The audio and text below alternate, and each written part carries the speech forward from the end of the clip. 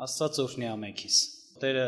մեր մեջ լինելով մեզ բացահայտի իր փառավորությունը, իր մեծությունը։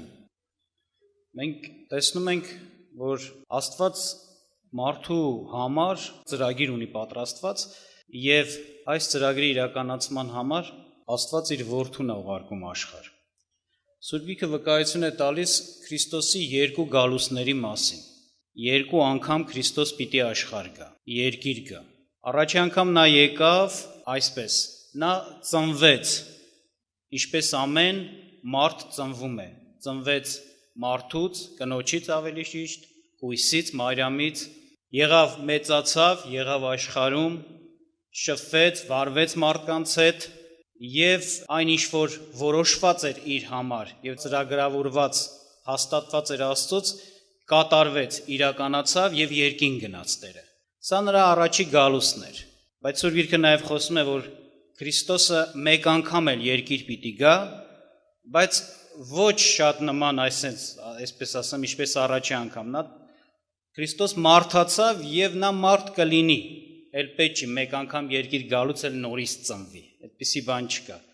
Աստծո որդին մարդ է, հիմա էլ նա մարդ է եւ Աստված միաժամանակ եւ որոշված ժամանակ կա, որ Քրիստոս երկրորդ անգամ պիտի գա երկիր։ Եվ կուզեմ այս երկու գալուստների հետ կապված ուշադրություն դարձնենք եւ մեր բաժինը վերցնենք այստեղից։ Նախ, երբ որ Քրիստոսի համար, Աստծո որդու համար որոշված էր, որ նա առաջի անգամ պիտի աշխարհ գա,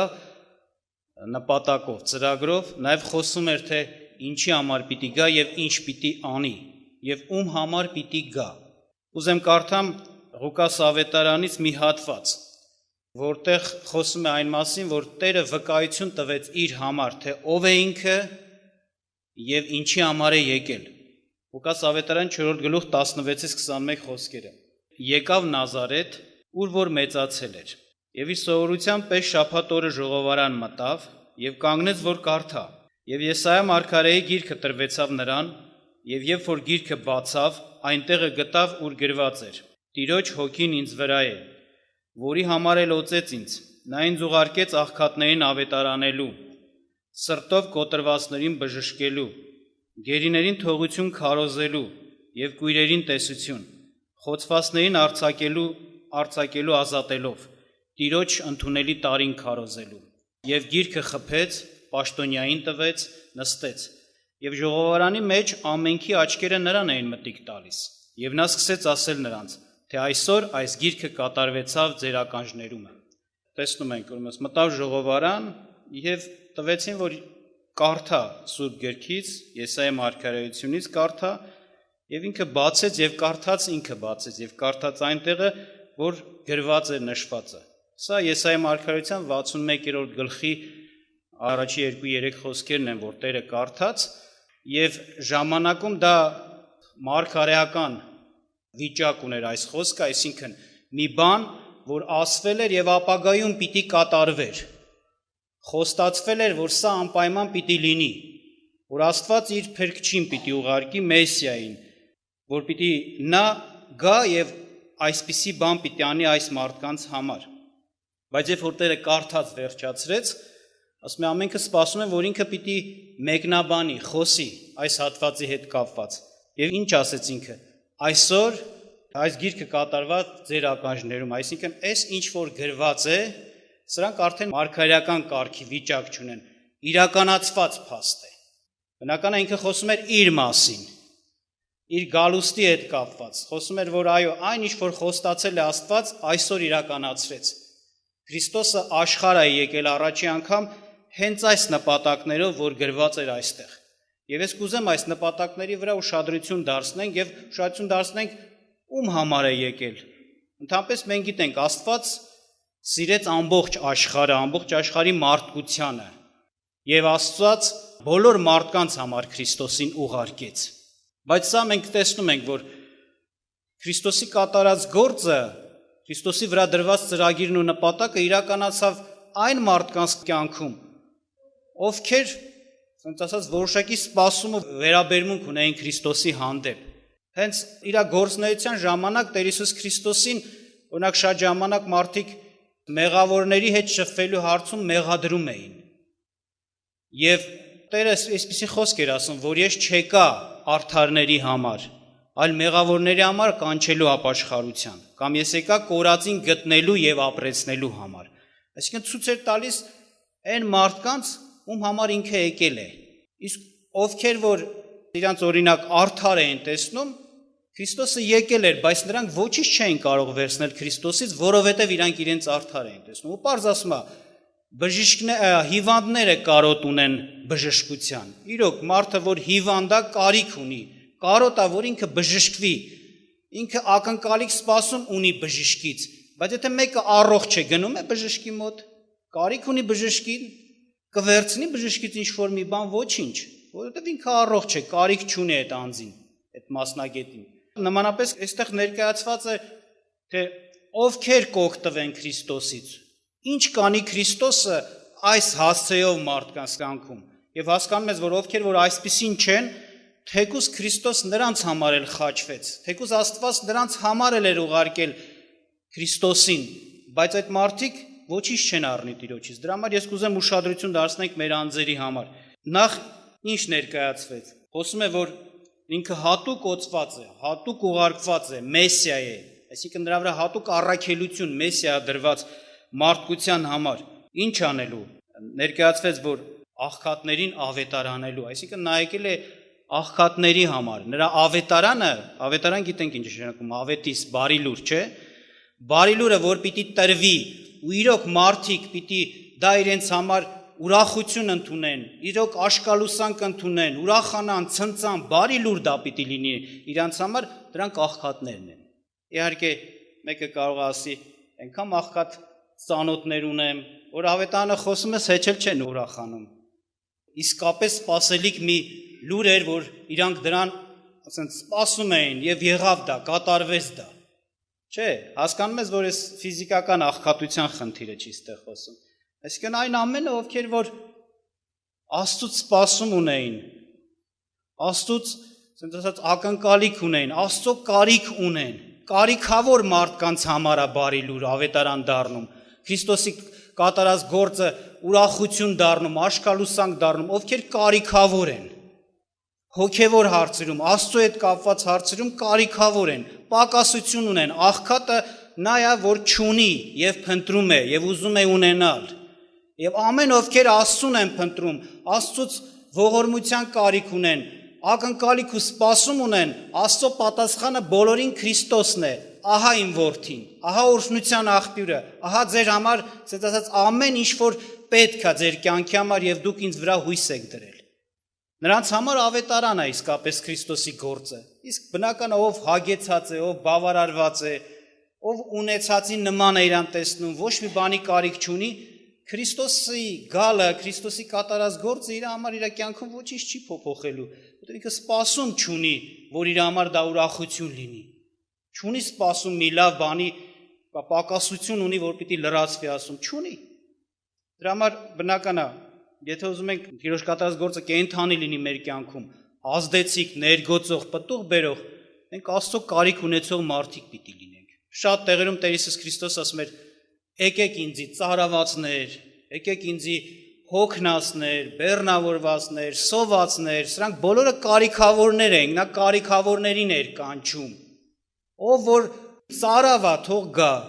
ով որ սոված է, թող գա, ով հոգնած է, հանգստանալու կարիք ունի, թող գա, ով խաղաղություն է ուզում ունենալ, թող գա։ Ուրեմն մենք կարիք պիտի ունենանք դեպի Աստված եւ այդ դեպքում իրոք մեր համար ուրախություն է դառնում Քրիստոսի հայտնությունը, որ մենք մեզ հայտնի է դառնում ով է Քրիստոսը եւ ինչի համար եկավ։ Եվ շարունակության մեջ ավելի մանրամասնվում է այստեղ։ Ինչ է ասում. սրտով կոտրածներին բժշկելու, այսինքն հասկանում ենք Քրիստոս, որ ասում է եկավ Աստվածանից ուղարկված հատուկ, եկավ սրտով կոտրածների համար։ Նրանք ովքեր իրենց սրտով կոտրված են, ովքեր սրտով կոտրված են, դրանք հպարտներն են, իրանց մեծ կարծողներն են, իրանց բարձր ու արդար գուցե կարծողներն են, բայց սրտով կոտրված են նրանք, ով իրենց փոքր են տեսնում, մեղավոր են տեսնում, ցածր են տեսնում, ովքեր կարիք ունեն Աստծո ողորմության, ոչ թե հպարտ ոչ մի բանի կարիք չունեն։ Եթե մարդը այս վիճակը ունի, իմացած եղիր, ով մարդ, Քրիստոս քեզ համար է եկել։ Քրիստոս եկավ խոնարհների համար։ Հպարտները նրանից ոչինչ չեն կարող առնել։ Եվ այստեղ խոսում է ինչ պիտի անի Տերը նրանց համար։ Ինչի համար եկավ, որպեսզի ասում է ինչ անի, այդ սրտով կոտրվածներին բժշկի, այդ ցածրներին, խոնարհներին, իջածներին բարձրացնի։ Ղուկաս ավետարանում մեկ այլ հատվածում 18-րդ գլուխ 3-ից 14 խոսքերում Տերը մի առակ պատմեց հենց այդ վիճակի հետ կապված, շատերս գիտենք դա, ասում է ոմանք էլ որ իրանցում վստահ են, որ արդար են եւ ուրիշներին ոչինչ էին համարում,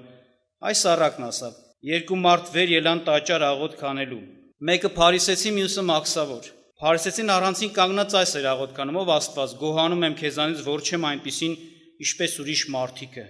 հափշտակող, անիրավ, շնացող, կամ ինչպես այս մաքսավորը։ Շաբաթը 2 անգամ ծոմ եմ պահում, բոլոր աստվածներից 10-րդ եմ տալիս։ Եվ մաքսավորը հերու կանգնած իր աշկերն չէր կամենում դեպի երկինք բարձրացնել, այլ իր կուրծքը ծեծում էր ու ասում. «Ով Աստված, ողորմիր ինձ մեղավորից, ասում եմ ձեզ,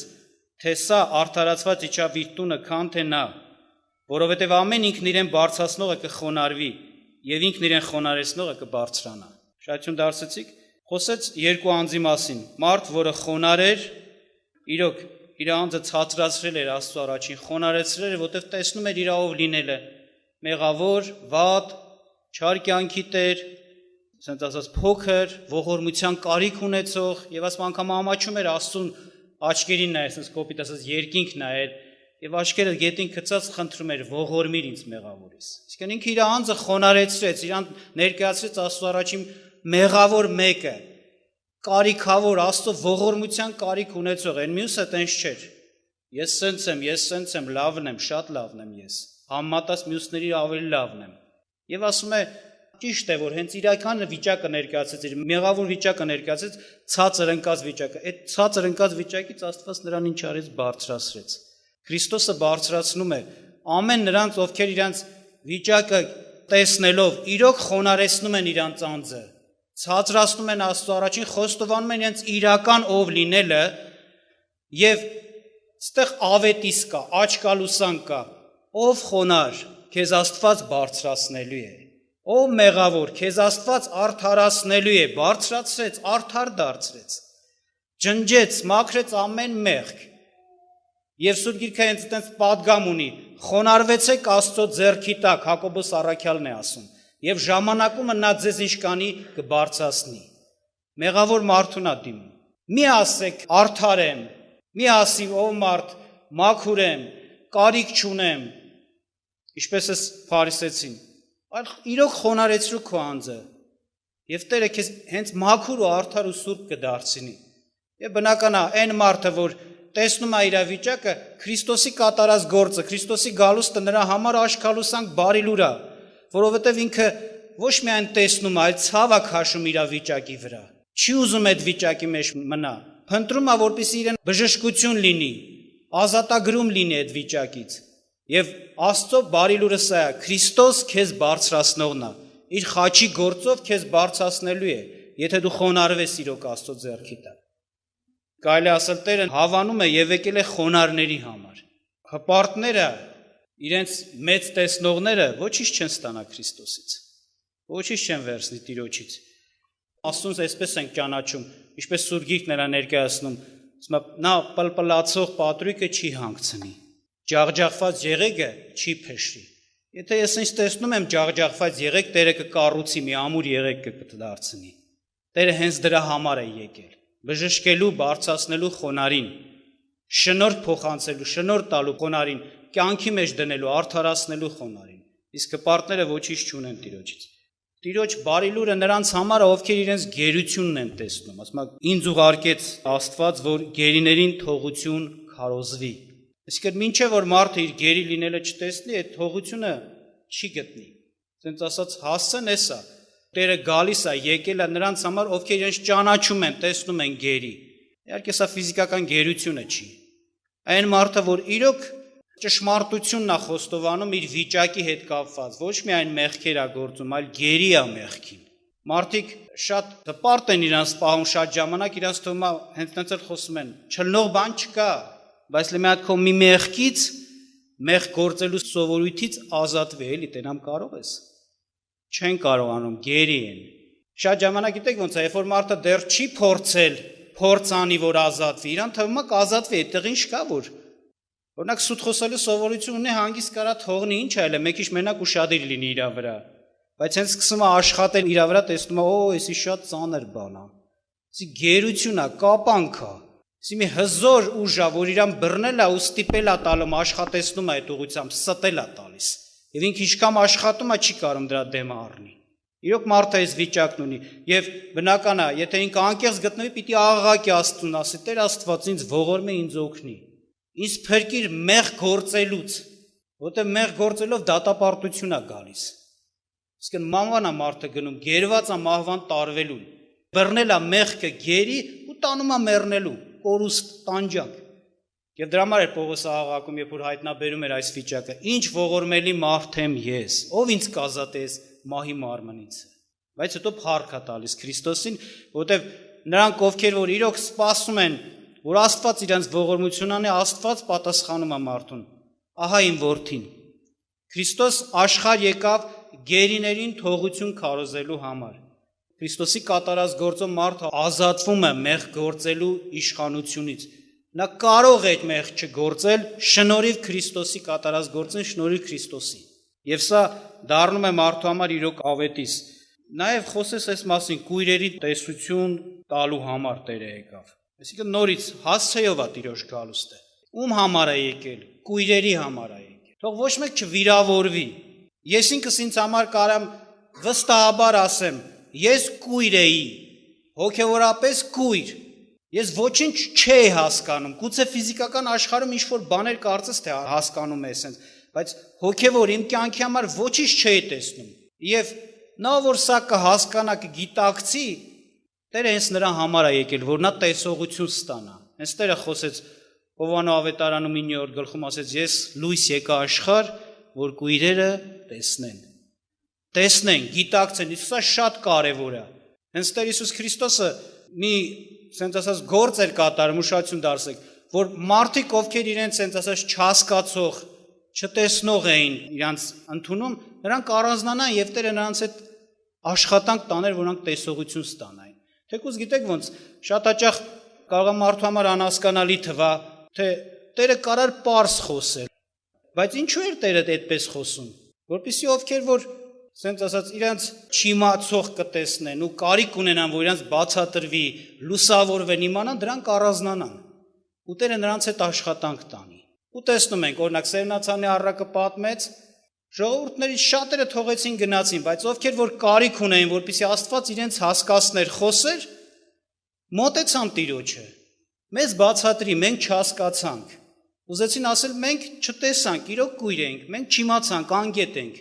Մեր կարողությունը չի երիքում այս իմաստությունը տեսնել։ Խնդրում եմ մեզ բացատրի, ու Տերը ասեց, ձեզ տրված է երկնքի արքայության բաները իմանալ։ Ինչու՞, որովհետև Տերը հենց նրանց համար էր եկել։ Ամեն ով որ իրոք փափագ ունի գիտենալու, հասկանալու, լուսավորվելու Տիրոջ խոսքերով, Տիրոջ ճանապարհների մեջ,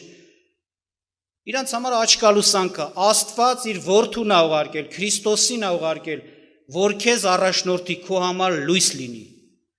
Բան չկա, որ Աստված պիտի չլուսավորի մարդուն։ Հարց չկա, որ մարդը կարիք ունենա Աստծուց իմանալու եւ Աստված նրան չբացի, բացվելու է, հայտնի է դառնալու, իմանալու է։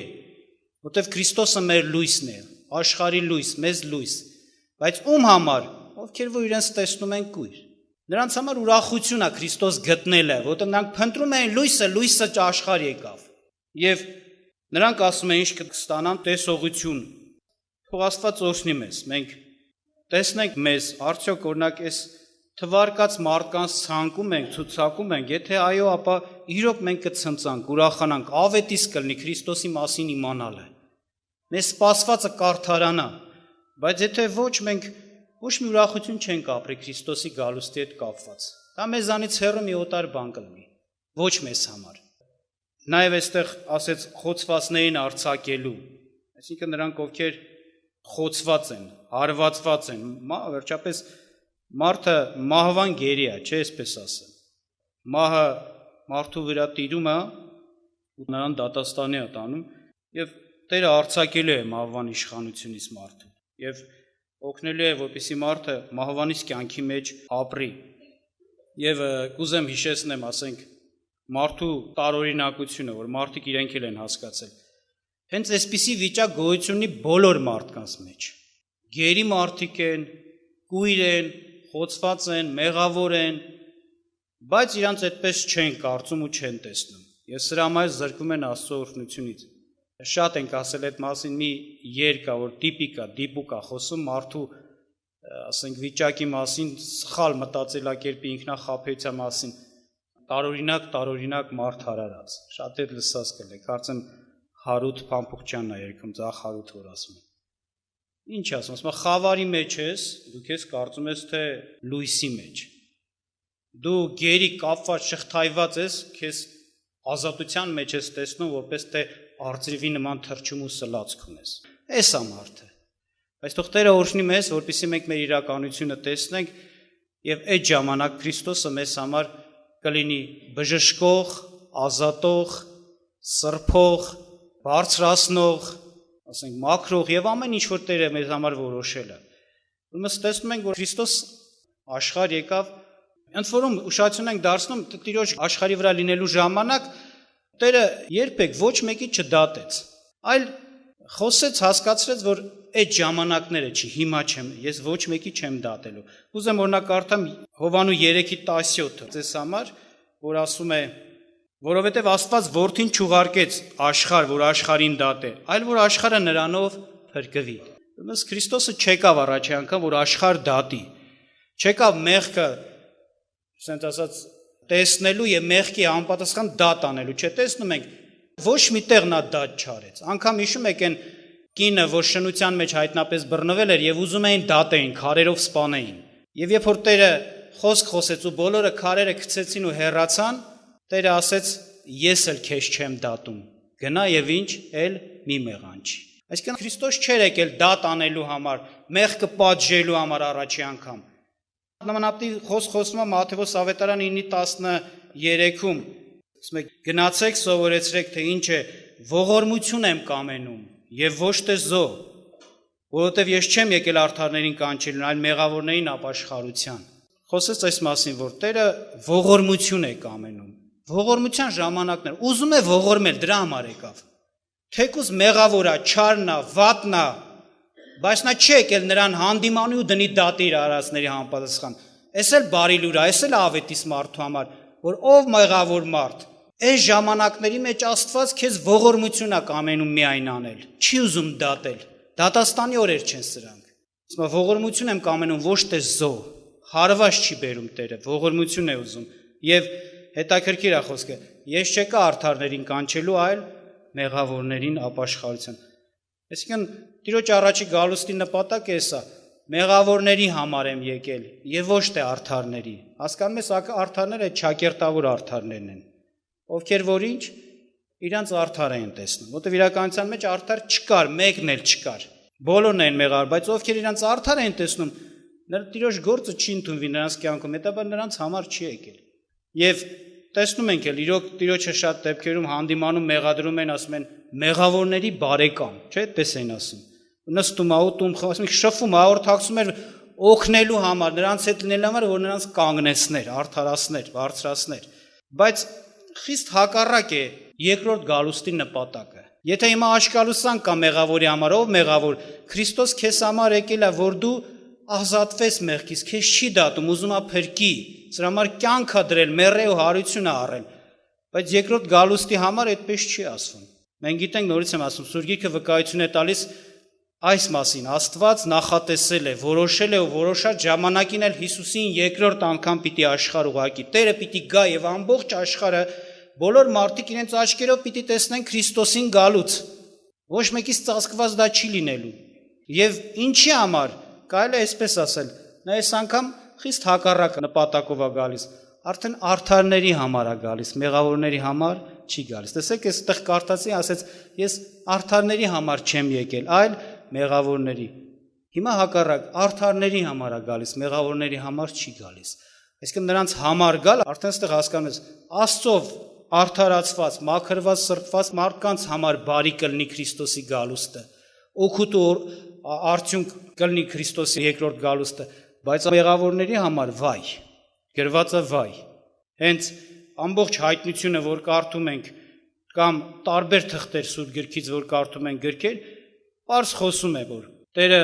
չեկավ արդեն ողորմելու, այլ ինչ անելու աշխարհը դատելու ու մեղավորին պատժելու, արդարներին էլ վերցնելու։ Գիտենք, երբ որ Քրիստոս Տերը պիտի գա, փող պիտի խչվի, 7-րդ փողը գրված է, ներկա գտնվող արդարները պիտի վերցվեն աշխարից։ Իսկ ննջածները, ովքեր Քրիստոսով մեռել են, Քրիստոսի հավատք իրենց սրտերում մեռել են, նրանք կոչվում են ննջածներ, որովհետև դա նման է մարդու, որ քնած է, որ պիտի ինչ-որ ձայն հանելով պիտի օրինակ արթնացնես։ Նրանք պիտի հարություն առնեն, երբ որ այդ փողը պիտի փչվի։ Նշան, ազդարարվելու է արդարների հափշտակությունը, արդարների վերցվելը, ովքեր որ Քրիստոսով արդարացված են։ Եվ այդ ժամանակ Սուրբ Գիրքը ներկայացնում է, մեղավորները պիտի դատապարտվեն, ամբարիշտները պիտի կորսվեն, պատժի արժանանան եւ հավիտենական կորուստ պիտի գնան։ Այստեղ չի լինելու ողորմություն, հակառակ գրված է Աստված իր բարկության բաժակը պիտի թափի աշխարհի վրա, անխառն որ ածված է, այսինքն դրա հետ ողորմություն էլ խառնված չի։ Հիմա չի դատում, այլ ողորում է, այն ժամանակ չի ողորմելու, դատելու է, աշխարհին դատելու է, արդարների համար է գալու եւ ոչ մեղավորների համար վայ է լինելու, ինչպես ասվեց։ Թող Տերը օրհնի մեզ, առաջերտին իմ խոսքից նպատակը սա է, որպեսզի տեսնենք, թե Քրիստոս ում համար է եկել։ Եվ եթե մենք մեզ չենք տեսնում այդ վիճակի մեջ, մի հատ աղոթք անենք, Տիրոջը խնդրենք, Տեր, օգնիր, որ մենք տեսնենք, որ քո կարիքը ունենանք, որ իրոք քո մասին լսված լուրը մեր համար բարի լուրի նման լինի, ուրախության պատճառ լինի։ Գիտակցելով մենք, ասենց ասած, մեր անձերը Քրիստոսի կատարած գործով սրբենք, մաքրենք եւ պատրաստենք նաեւ Տիրոջ երկրորդ գալուստին։ Եթե հիմա տեսնում ենք չկա դատեր ու դատաստաններ, այլ ողորմության ժամանակներն են, համբերության դրա վերջանալը կա։ Գալու է ժամանակ, որ վերջանալու են այդ օրերը եւ Աստված իր բոլոր կուտակված ամբողջ բարկությունը, ամբողջ իր զորությունով ուժով պիտի թափի մեղավորի վրա։ Եվ դրա համար գրված է. «Վայ են մարդուն, որ կընկնի կենթանի Աստծո ձեռքը»։ Աստված պիտի դատ անի։ Թող Տերը օրհնի մեզ։ Եթե մենք տեսանք, որ Աստված Քրիստոս մեզ համար է Աստվածային ուղարկել, փառ տանք իրեն եւ խոստովանենք մեր վիճակը եւ խնդրենք Տերը իր գալու նպատակի համեմատ մեզ ազատագրի, մեզ մաքրի, մեզ ների, մեզ բժշկի, մեր կուրությունը բացի մենք տեսնենք եւ մեզ պատրաստի իր երկրորդ գալուստին։